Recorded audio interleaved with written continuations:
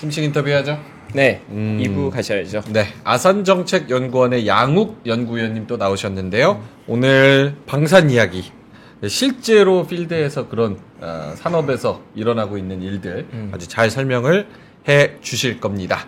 아산정책연구원 양욱 연구위원님 모시겠습니다. 어서 오세요. 예, 안녕하십니까. 안녕하십니까, 위원님. 오랜만에 인사드립니다. 예, 오랜만입니다. 예. 네. 오늘 나와주신 게 듣자니 사우디에서 저도 뭐 언론 기사로만 접한 것 같은데 국제 방산 전시회에서 또 K 방산이 또 진출했던 이야기가 있던데 예. 뭐 어떤 행사로 보면 될까요? 뭐 일단 여러분들 혹시 뭐 서울 에어쇼 뭐 혹은 이제 DX 코리아 네. 이런 것들 들어보셨죠, 그렇죠? 네. 마찬가지로 이런 방산 물자들 이제 군용 장비들 같은 것들을 모아놓고 이제 전시회를 하는데 이제 원래 이제 기본적으로 이 방산 전시회 대상은 이 고객들이 결국 국가겠죠, 그렇죠? 네. 국가들을 상대로 이제 하는 것이지만은 뭐 이제 그래서 이제 보통 비즈니스 데이 그다음 퍼블릭 데이로 나눠서 이렇게 이 뭐라고 그럴까 이 관객들 일반 관객들은 좀 후반에 보게 네네. 되고 실제 이것과 구매와 뭐 이런 것과 관련된 사람들은 업무 기간 동안 와가지고 보게 되고 이제 이런 식으로 보통 나눠서 하게 됩니다. 통상은. 근데 이제 보고 있으면은 각 지역들마다 굉장히 유명한 그런 방산 전시회들이 따로 있어요. 예, 예. 그러니까 예를 들어서 유럽에서는 가장 대표적인 게 파리 에어쇼는 들어보셨죠? 파리 에어쇼. 네, 파리 에어쇼. 예. 르브르제 공항에서 이제 하는데 이 파리 에어쇼 같은 게 보통 홀수해.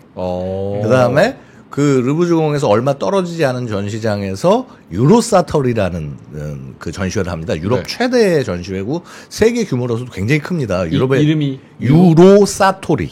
유로사토리. 예, 유로사토리. 근데 그건 짝수회. 짝수회. 예. 홀짝으로. 네, 홀짝으로. 그래서 이제 우리나라, 지금 대한민국 같은 경우에도 에어쇼를 지금 홀수회 하고 있지 않습니까? 그렇죠? 홀수회, 그치. 작년에 했으니까. 홀수회. 네, 그 다음에 사실 DX 코리아는 지금 홀짝 상관없이 계속 해가지고 사실 좀 업체들한테 많이 안 좋은 소리를 듣는데, 그건 육군협회에서 이제 카덱스라는 것으로 바꿔서, 이제 짝수회만 육군 전시회를 하는 이제 그런 방향으로 가고 있습니다. 중동 지역에서는 가장 대표적으로 유명한 것이 아이덱스라고 그래서 이건 UAE에서 하는 거고요. 네. 보통 홀수회 합니다. 그리고 바로 지금 방금 말씀하신 사우디의 국제방산 전시회 월드 디펜스 쇼 이 WDS가 짝수회 하는 거죠. 예. 중동 쪽에서 그러면 상당히 중요한 규모 있는 전시회로 중요한 규모가 있는 거죠. 뭐 네. 우리 아시아 지역에서 또 뭐 대표적으로 유명한 뭐 예를 들어서 싱가포르 에어쇼 같은 거 들어보셨잖아요, 그렇죠? 자 그런 식으로 어느 정도 해당 지역에서 어떻게 보면 가장 중요한 전시회 중에 하나다. 네. 그러니까 뭐 전 세계로 봤을 때는 사실은 무슨 아까 말씀드렸던 유로사토리라든가. 뭐 아니면 이제 미국의 이제 이제 육군협회에서 하는 아우사 전시회 이제 이런 것들이 대표적인 게 있겠습니다만은 중동 지역에서는 굉장히 중요한 전시회다라고 말씀드릴 수 있습니다. 근데 저는 이거 아예 모르니까 만약에 거기서 이제 바이어들도 있을 거고 뭐 여러 가지 뭐 잠재적인 커스터머들이 있을 거 아니에요. 그렇죠. 그러면은 그 사람들한테 어떤 면을 어떻게 어필을 해야지 더 많은 고객을 좀 이끌어낼 수가 있는 거예요? 사실은요, 이게 무기체계라는 게 무슨 현장 와가지고 쇼핑하듯 보는 게 아닙니다. 다 이미 개발에 관한 어떤 기초적인 정보들 같은 것들은 다 인지한 상태에서 오고요. 자, 뭐 어느 나라에서 뭐 개발하고 있다. 예를 들어서 대한민국 K9 뭐 만들고 있다. 일단 중요한 건 얘들이 이걸 갖고 나와서 국제시장에 파는구나 라는 걸 확인하게 되는 거고 그리고 와서 사실은 현장 상담보다는 이전에 얘기가 많이 이루어지다가 이제 현장에 와서 이제 좀 더 구체적인 어떤 계약과 이제 상담을 진행하는 경우들이 있고 사실은 뭐 이 전시회 하나를 잘해서 물건이 더 팔린다, 덜 팔린다 아닙니다. 아니지만 근데 다만 그런 전시회에 꾸준히 계속 참여하냐 하지 않냐의 차이는 크죠. 왜냐하면 이 나라, 이 회사는 계속적으로 우리 지역에 관심을 갖고, 그다음에 여기 와서 이걸 전시할 만큼 굉장히 큰 회사구나, 이 아울리치가 굉장히 넓구나, 이런 걸 알 수 있기 때문에, 그 어찌 보면은 자꾸 뭐 한번 나가가지고 해서 하면 뭐, 심지어 몇 억까지 들어갈 수 있는데 그거 왜 나가야 되냐 굳이. 그렇지만 결국은 그게, 이 나라가 이 시장을 굉장히 진지하게 바라보고 있다. 그다음에 여기서 영업할 능력이 있구나. 이런 것들을 이제 증명하는 그런 모습이 되는 거죠. 네.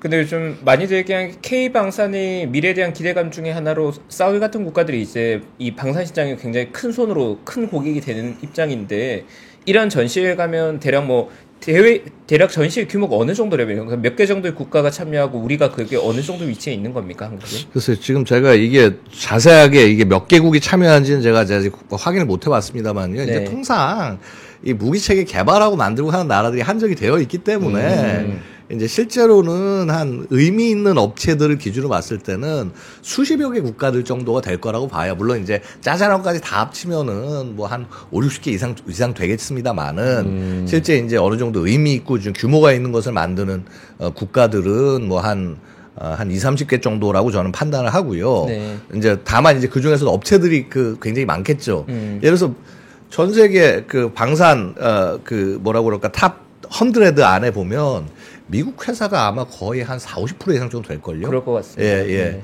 그래서, 그러니까 결국은 이제 어느 나라가 중요하기도 하겠습니다만은 어느 나라에 어느 기업이 나오느냐가 굉장히 중요한 것이고요.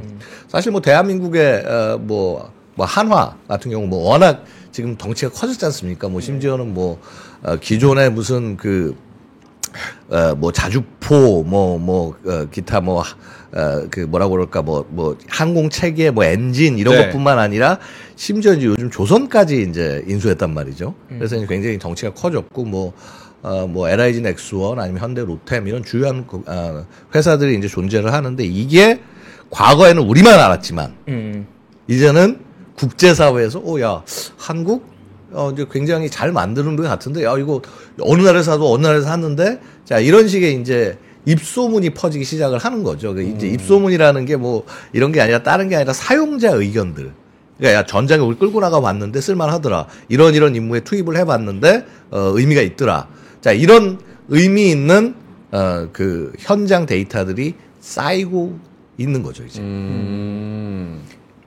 근데 이번에 방산 전시회 좀 이슈가 됐던 게 기존의 우리나라의 메이저 방산 업체들은 참여한 게 당연한데 기아가 같이 참여했다는 기사 뜨면서 그게 시장에 약간 기아가 거길 왜 갔지 이런 반응이 좀 있는 것 같더라고요. 그러니까 이게 기아의 역사를 좀 보셔야 되는데요. 이제 네. 기아의 특수 차량을 만드는 사업부가 원래 이제 예전 혹시 아시아 자동차라고 들어보셨나요? 아시아 자동차. 예. 그 아시아가 이제 그 기아로 이제 합병이 된 거고 네. 특히 아시다시피 이제 아시아 자동차에서 장갑차라든가 군용 차량들 많이 만들었습니다. 결국 이제 그게 분으로 간 거죠. 그래서 혹시 여러분 레토나 옛날에 군용차 레토나 알죠? 예, 군 시절 기억하시죠, 그렇죠? 네. 그거 이제 기아에서 만든 거고. 그 다음에 이제 우리 아는 이제 두돈반 아니면은 이제 1과 4분의 1톤. 이거 전부 다 닿지요. 그거 다 기아에서 만든 거예요. 그러니까 예전 아시아 자동차 이제 기아가 돼. 그래서 기아가 사실은 방산 부서가 있는 겁니다. 그러니까 엄연한 여기도 방산 능력을 가진 기업이에요. 실체가 있어요? 실체가 당연히 있죠. 그러니까 예전에 아시아 광주에 있던 아시아 자동차 공장 거기가 이제 군용 관련된 생산을 하는 데가 거긴 거예요. 그러니까 그 시설 그대로 활용하는 거고. 자, 그다음에 지금 아시다시피 이제 한국형 험비 혹시 보셨나요? 한국형 험비? 한국형 험비. 혹시 자료 찾을 수 있으면 찾아가지고 검색해서 올려보세요. 네. 예. KRTV라고 얘기도 하고요. 네. 예. 아마 그게 K151인가? K151. 네, K151. 예. 이제 이게 보면은 어떠세요? 굉장히 차 멋있지 않습니까? 와, 이거 어디서 만든 거예요? 기아. 이야, 요거 화면 되면 한번 보여주세요. 네, 화면 한번 보여주세요. 처음 보는데 저 이런 차 진짜 좋아하거든요. H2 험머. 네, 맞습니다. 비슷한 개념이에요. 와, 그게 이제 차량들이 다 비슷하게 나오게 되어 있어요. 이게 모양과 형태가. 노트북 화면 연결은 지금 안 돼. 그래요? 되나요? 네. 오케이. 되면 말씀해 주세요. 예. 네. 그래서 그게 이제 그런 차들도 만들고 있고, 그 다음에 지금 심지어는 이제 우리 트럭, 두돈반, 아니면 5톤. 이것도 지금 이제 신형들이 개발이 되고 있어요. 예. 기아에서 그러면 방산 쪽 매출액이 좀 있긴 있는 거네요. 어쨌든 기존에. 그쵸. 정확히 얼마다 엄청나게 대단하다 기아 매출액 생각하면 얼마 안 되겠죠. 근데 네. 하지만은 굉장히 중요한 역할을 차지하고 있는 거예요. 우리나라 군대에 발휘되고 있고 이미 발휘되고 있고 해외 수출도 필리핀이나 기타 이런 나라들 많이 팔아요. 근데 이제 다만 이제 이 신형 차량들 이제 차세대, 그러니까 예를 들어서 이제 예전에 뭐 다찌나 뭐 두 돈 반이나 이런 것들은 좀 약간 옛날 개념의 차들이니까 네. 야, 이게 아직도 팔려 싶은데 아직도 잘 팔립니다. 팔리고 그 가격에 그 정도의 차량을 원하는 국가들도 꽤 있는 거고요. 어떻게 보면. 근데 이제 그 다음 그 형태의 것들을 그러니까 다음 차세대 차량들을 지금 또 이제 개발을 해서 이제 요게 이제 차차 예산 확보되면 우리 군에도 들어갈 거예요, 이제. 아, 밖에서 보는 군용차를 기아에서 만들고 있는 게 많았네요. 처음 맞습니다. 알았어요. 예. 진짜 처음 예, 이제 사실 이제 그거 말고도 사실 쌍용도 들어가죠. 예를 들어서 이제 코란도 스포츠 뭐 이런 거 같은 것들이 그 민수를 개조한 지휘 차량으로 우리 뭐 대대장님 연대장님 차량을 뭐 코란도 막 이런 것들 아니면 저 뭐야 렉스턴 뭐 이런 것들이 하기도 합니다. 근데 아까 뭐 사진 잠깐 나왔습니다만 이거 한번 보여주시면서 말씀해 주시면 좋을 것 같아요. 뭐 아까 사진 잘 나온 것 같은데. K151. 예, 이게 K151. K151. 예, 한국형 험비. 저 원래 사실은 최초 디자인 설계가 한 2000년대 중반에 나왔을 때는 좀 못생기게 나왔었어요. 그런데 이게 이제 저 뭐야 그 기아 지금 호랑이 코 그 디자인 네. 그릴 이제 그거를 이제 같이 가서 이제 이게 옛날 사진이었어요. 아. 되게 못생겼죠, 그렇죠? 요거는 뭡니까?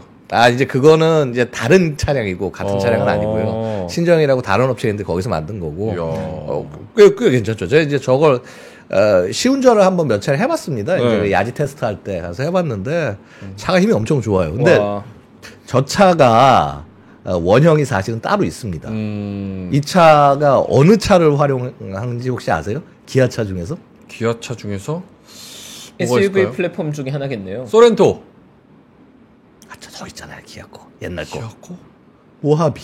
모하비. 모하비. 모하비를 이제 그러니까 사실 차대하고 저 같아요. 모하비 파워트레인 그대로 가져다 썼어요. 아, 그래요. 예. 그래서 저도 뭐 이제 타고 가보면 안에 내비도 저 기아 내비게이션 들어가 있고요.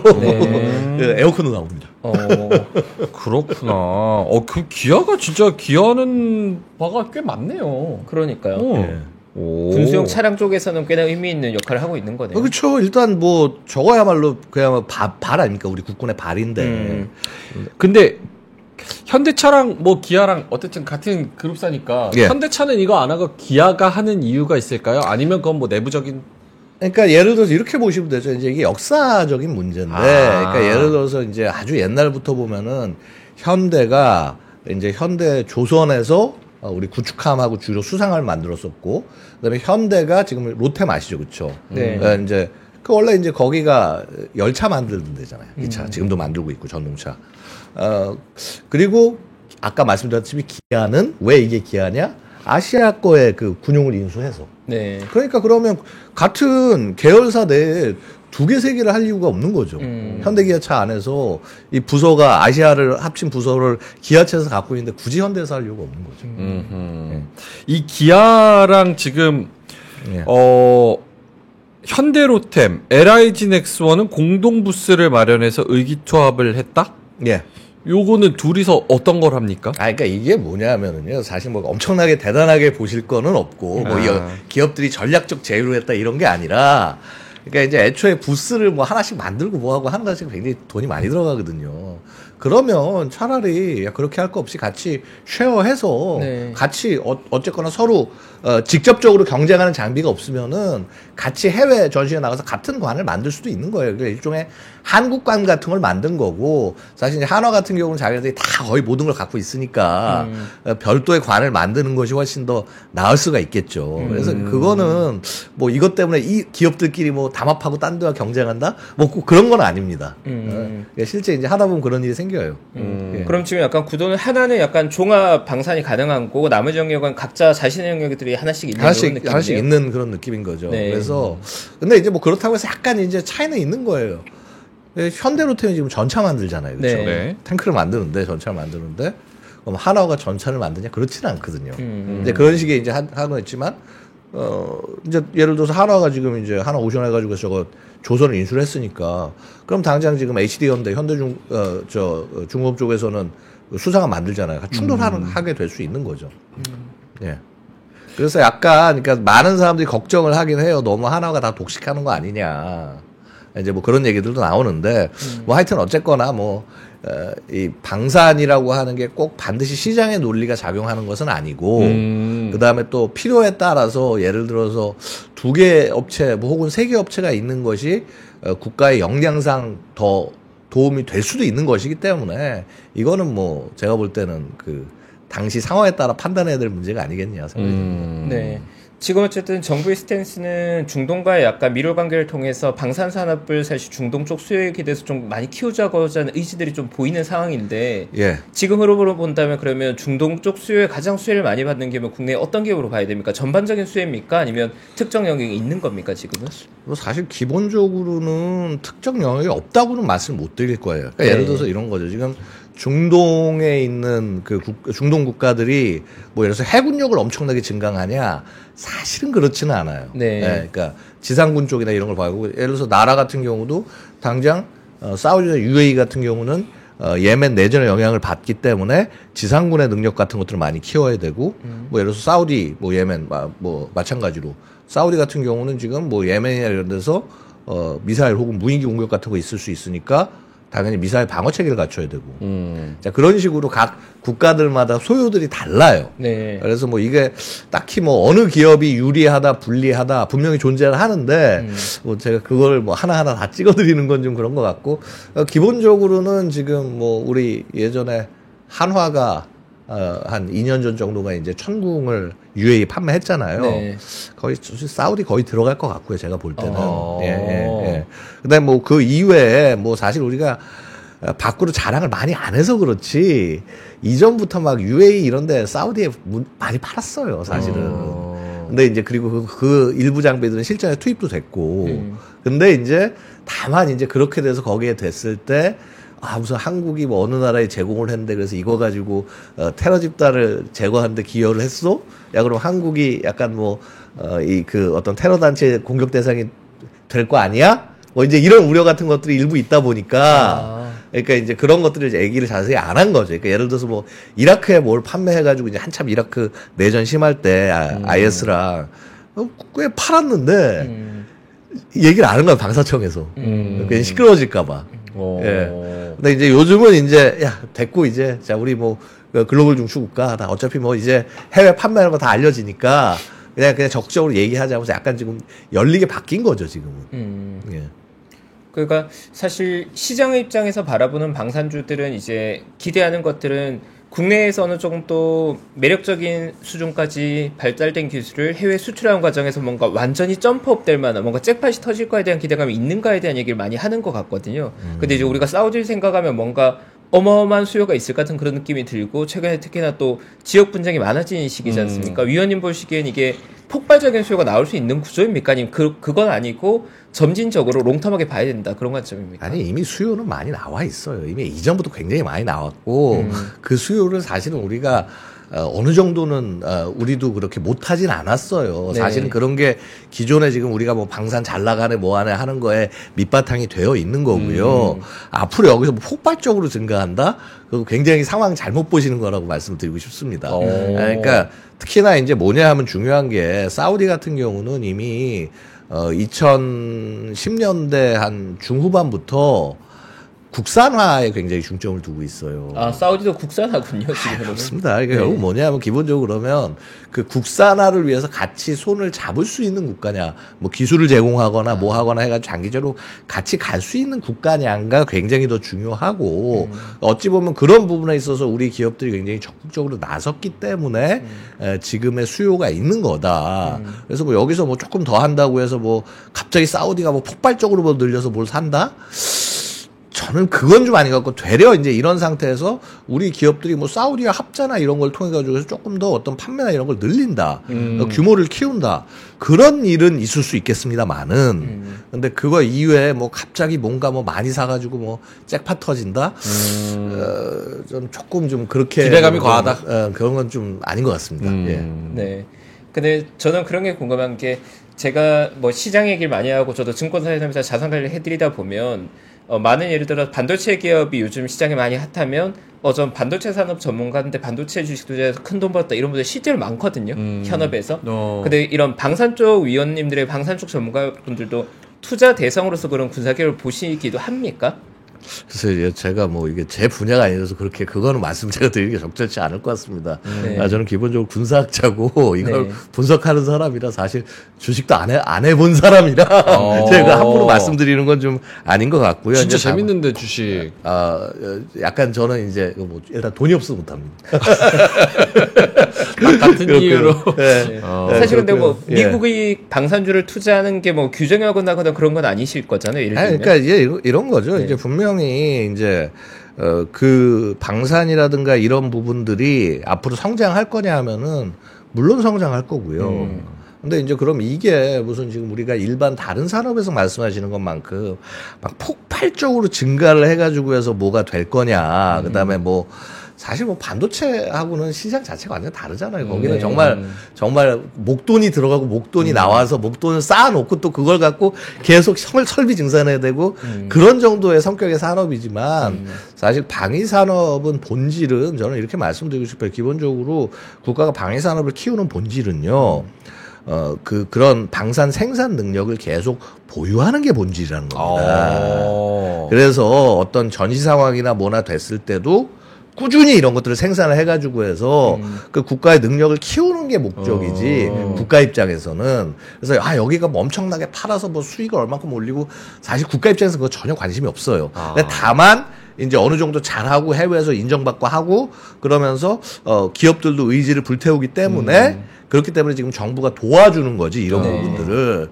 이게 정부가 무슨 원래 해야 될 일이다, 정부의 목표다, 굳이 그런 것은 아닙니다. 네. 방산의 본질을 생각해 보면. 네. 왜냐 그러면 전 조금 궁금한 게 말씀하신 바대로 방산 산업이 어떻게 보면 수익성의 구조 문제보다는 어떤 방해의 당위성으로 인해서 당연히 육성돼야 될 산업일 텐데 어쨌든 하나 같은 대기업 그룹 집단이 거기에 전념하고 있는 일부 그룹들이 있지 않습니까? 예. 근데 그러한 방향성을 봤을 때는 위원님의 관점에서는 과거의 10년에 비해서 앞으로의 10년이 성장이 좀 더 가속화되는 구간이 될 것으로 보십니까? 아니면 그냥 평이할 것으로 혹시 보십니까? 저는 앞으로 한 4, 5년 정도 동안은 상당히 성장이 될 거라고 보지는 가속화되는 않느냐. 구간으로 보십니까? 네. 지금부터 이제 가속화되는 구간인 건 맞는데 자, 이제 5년 뒤에 먹거리의 문제라는 거예요. 그러니까 지금 이제 우리가 뭐 판매해서 뭐가 잘 된다, 뭐 판매된다 그러면은 이제 그게 이제 차차차차 만들라고 해가지고 해서 보면은 한 앞으로 5년, 6년 내에 웬만한 게 이제 다 끝나는 거예요. 네. 자, 그럼 그 다음을 뭘 해야 되냐. 언제나 방위 산업에 있어서 가장 고민은 이 설비나 이런 것들, 기존에 깔아놓은 것들 가지고 어디까지 얼만큼 생산을 해야 되느냐. 그 다음에 사실 그거 설비를 유지를 해야 되기 때문에. 네. 예를 들어서 미국 같은 경우는 1980년대 M1 에이브럼스 전체의 라인을 깔아놓고 네. 그걸 유지하기 위해서 아직도 계속 그걸 재생산하고 막 뭐하고 그러는 거예요. 그래서 결국은 그런 문제이기 때문에 그러니까 제가 하여튼 말씀드리고 싶은 건 이겁니다. 과연 다음에 먹거리를 제대로 준비하고 있을까? 그러니까 지금 뭐 K9 잘 팔려요. 뭐 K2 전차 잘 팔려요. 분명히 팔리고 앞으로 뭐 한 4, 5년 정도까지는 더 팔릴 수도 있는데 자, 10년, 20년 뒤에도 K9, K2 아닐 거라는 겁니다. 그럼 지금 어느 정도 지금 이제 뭔가 미래에 해당하는 무기 체계들을 만들어야 되는데 근데 그렇다고 너무 뜬구름 잡는 거를 얘기하는 거는 그건 무시하셔야 되고 자, 지금의 미래 전과 이런 거에 필요한 행태에 따라서 요런 것들이 지금 이제 슬슬 소위 게임 체인저라는 식으로 해서 현대 전쟁의 모습을 바꿔가고 있는데 네. 이거에 관한 것들을 과연 업체들이 준비를 하고 있을까? 그다음에 이것이 과연 일단은 우리 군에 어느 정도 이게 판매가 성공을 해가지고 해서 네. 안전적인 라인이 깔렸나? 어제까지가 기본적으로 내수 시장에서 먹고 들어가야 그 다음에 해외 판매나 이런 게 기본적으로 됩니다. 그 위원님 요거 한번 코멘트를 해주시겠어요? 채팅에 그런 얘기가 있어서 45분 전에 속보가 나온 건데 예? UAE 이어서 사우디도 뚫었다. 천궁2 미사일 판매 네, 4조 원대 수출. 예. 아니 이거는 사실은 거의 정해진 얘기였어요. 제가 몇 년 전부터 계속 얘기를 한 게 이거는 그 역학 관계상 한국 걸 살 수밖에 없다라고 봐야 되는 거였습니다. 이게 왜 그러냐면 기본적으로 원래 뭐 사우디 여기 어느 나라 무기 좋아하겠어요? 미제 무기 좋아하겠죠, 당연히. 네. 그래서 이제 뭐 당연히 사드, 뭐 페이트리어트 이런 거 조화를 하게 되고 그다음에 사드도 주문해 놓고 페이트리어트도 이미 한동안 잔뜩 사놨다가 그러다가 이제 이 위기가 늘어나니까 추가로 포대를 만들어야 되는데 바이든 정부 들어와서 자 소위 중동 우선 정책이 이제 이 중국 대응 우선으로 바뀌면서 네. 중동 지역에서 미사일 방어부대를 뺐단 말이에요, 미국이. 네. 사우디 입장에서 굉장히 황당하고 열이 받은 거거든요. 그래서 그 이후에 보면은 굉장히 뭐라고 그럴까, MBS가 막 바이든 뭐 거의 막 무시하는 장면들 많이 나왔죠. 네, 많이 나왔죠. 사실 그게 그런 거예요. 자, 그런 상황 하에서 당연히 제가 사우디 같아도 미제 안 삽니다. 자, 그럼 미제가 아닌데 좀 어느 정도 쓸만하고 그 다음에 가성비 괜찮고 한 거 뭐가 있지? 한국에 대한민국밖에 없어요. 같은 이유로 UAE가 천궁을 우리나라에 사간 거예요.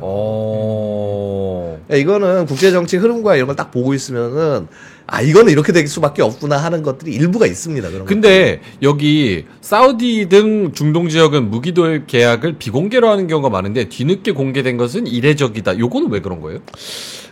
그게 왜냐하면 이제 아까도 비공개의 경우가 많다라고 얘기를 네. 하는 것은 말씀드렸다시피 우리 정부가 원하지 않는 경우들 많이 있습니다. 왜요?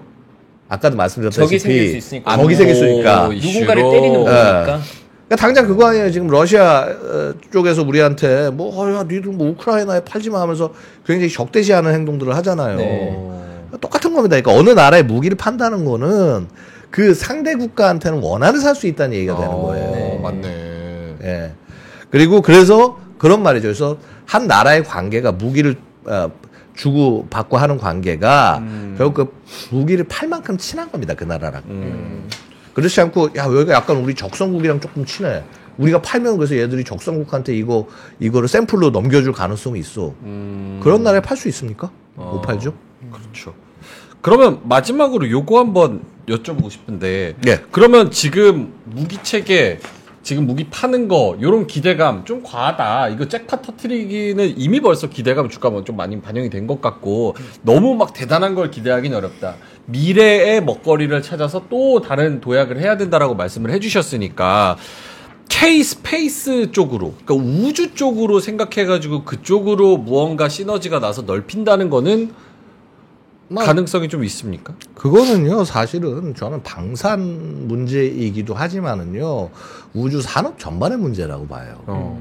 아시다시피 우주 산업을 지금 우리가 우주를 어떻게 보면 뉴스페이스라고 부르죠. 네. 올드스페이스와 가장 큰 차이점은 올드스페이스에서는 강대국, 그 다음에 국가, 그렇죠, 정부, 그 다음에 아주 큰 대규모 기업 네. 중심으로 그런 굉장히 큰 프로젝트들로 추진이 되지만요. 뉴스페이스에서는 굉장히 작은 기업도 아이디어와 기술만 충분하다면 네. 중진국도 자기가 능력이 있다면 충분히 참여할 수 있는 게 뉴스페이스 공간이라는 거죠. 그리고 더 이상 정부 주도가 아니라 민간 주도가 되는 거고. 그래서 이 소위 말해서 이런 뭐 K-스페이스 얘기를 하려면은 애초에 그거는 단순히 방산 얘기가 아니라 이미 뉴스페이스 시장에서 우리가 얼만큼 잘 싸워낼 수 있냐라는 문제라고 저는 보여지고요. 기업이 얼마나 그래서 뭐 이거를 무슨 뭐 K-스페이스로 연결해서 얘기하면서 방산을 얘기한다. 솔직히 제 입장에서는 좀 가소로운 얘기입니다. 좀 다른 이슈다. 예. 다른 이슈입니다. 그리고 애초에 지금 제가 누차 말씀드리지만 대한민국이 최첨단 무기체계나 이런 것들을 만들어낼 수 있는 것은 뭐냐면 우리의 다른 기반 산업들 능력이 올라갔기 때문이라는 거예요. 자, 우리가 만드는 예를 들어서 뭐 현대기아차에서 만드는 차가 뭐 이 정도면 BMW 비슷하지 않아? 라고 할 정도로 만듦새 수준이 올라간 거고. 네. 자, 우리의 수많은 반도체 기술이나 이런 것들이 이미 너무나 보편화돼가지고 싸게 많이 만들어낼 수 있기 때문에 그런 것들이 무기체계에 적용이 되고 그러니까 당연히 수준이 올라가는 거예요. 결국은 국가의 뭐 방산만 잘라서 되는 것이 아니라 국가의 전반적인 산업 능력과 같이 그것들이 연계가 돼서 시너지를 최대한 낼 수 있는 게 방산이고 항공이고 우주라는 겁니다. 네. 근데 다만 이제 특히 이 항공도 항공이지만 이 우주 분야에서 특히 뉴스페이스 분야에서는 네. 얼만큼 더 자유롭게 그다음에 이 조그만 기업들이 아이디어와 기술을 갖고 승부할 수 있는 판을 만들어 주냐가 굉장히 핵심이다. 이게 사실 벤처하고 어떻게 보면 비슷한 거예요. 이 우주 이쪽이. 저희 주식쟁이들은 이렇게 또 카테고리 보면 우주 항공과 국방 이렇게 또 엮여 있잖아요. 이렇게 해서 맞아요. 같은 맞아요. 종목으로 나와 있으니까 같이 생각하는 경향이 있는데 지금은 이제 아예 또 그래서 제가 뭐 아예 다르다라고 말씀을 드린다기보다는 그러니까 성격이 굉장히 좀 다르다는 겁니다. 우리가 지금 얘기하는 이 방산 기업들의 이런 성장과 그다음에 뉴스페이스에 있는 굉장히 다른 여러 가지 기업들 중에서 결국 이게 어느 지점에선 방산과 영역적으로는 겹칠지 몰라도 기업의 성격과 성장은 다를 수밖에 없다는 거예요. 그래서 지금 어떻게 보면은 지금 뭐 한화 같은 기업들이 얼만큼 그런 뉴스페이스와 관련된 작은 기업들을 잘 육성해서 연결해서 그걸 뭐 키워 나갈 거냐. 그래서 뭐 이런 것도 사실 어떻게 보면 포인트가 되겠죠. 제대로 이거 하냐? 그러면은 성장 가능성이 있는 거고 네. 제대로 못하고 계속 뭐 헛물만 켜는 것 같은데 이제 그러면은 성장 가능성을 좀 낮게 볼 수밖에 없는 거죠. 알겠습니다. 감사합니다. 자, 오늘 또 좋은 말씀 해주신 우리 위원님은 여기서 좀 보내드려야 될 것 같습니다. 오늘 국방 관련해서 또 속보까지 잘 해석을 또 해주신 아산정책연구원 양욱 연구위원님은 여기서 인사드리겠습니다. 고맙습니다. 네, 감사합니다.